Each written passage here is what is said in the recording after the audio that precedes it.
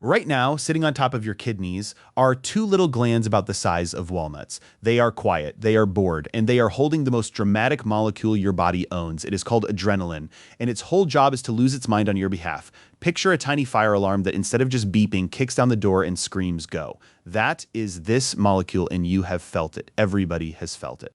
So here's what happens. Something scares you. A car horn, a spider, a text that just says we need to talk. Your brain hits the panic button, and those two walnut glands squeeze adrenaline into your blood. And then the molecule does something almost rude. It does not pick one job, it does all of them at once.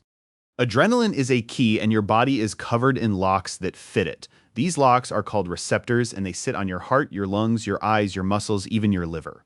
The molecule floats by and clicks into every single one. Your heart speeds up, your airways open, your pupils go wide, blood gets yanked from your stomach and shoved into your legs. I'm not making this up. Your body basically tells your lunch to wait. Then the liver gets its orders. Adrenaline tells it to dump sugar straight into the blood. Glucose, the fuel your muscles run on, comes flooding out of storage. So from one signal in about 8 seconds, your whole body gets rebuilt into a thing that can run or fight. You did not decide any of this. A molecule decided it for you.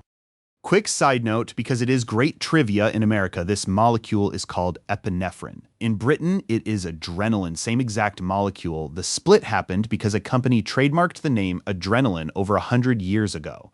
So American scientists had to invent a different word. The rush in your body and the drug in the hospital are the same thing, wearing two name tags. Here's where the villain becomes the hero. When someone has a severe allergic reaction, their body panics over something harmless like a peanut or a bee sting.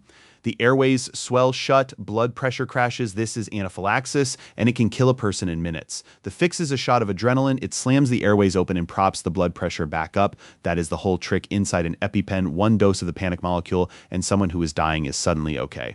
So a molecule that saves lives in a device that is cheap to make should cost about the price of a sandwich. For a while, it basically did. Then over about 10 years, the company that owns the EpiPen Mylan raised the price and raised it again. A 2-pack went from around $100 to over $600. The adrenaline inside was worth about $1. Nothing about the molecule changed, only the price tag did. Parents of kids with allergies were suddenly choosing between an expired injector and the grocery bill. The chemistry was never the problem. The chemistry has been free since your kidneys started making it. Here's the thing I keep coming back to. You carry this around all the time. The same molecule doctors keep behind glass in an emergency room. Your own body bruised in about 8 seconds for free because a dog barked. That shaky feeling after a near miss when your hands will not stop trembling and the danger is already gone. That is just leftover adrenaline with nowhere to go. Your body loaded the weapon and the fight never came. So next time your heart is slamming for no reason, you're not broken, you're running the oldest emergency software on Earth written in one small molecule. That is the episode. If you had a good time, subscribe, because next week we crack open another substance you did not know was running your life. Thanks for hanging out, and be kind to those two little walnuts on top of your kidneys. They have been quietly saving your life all day, running on nothing but adrenaline.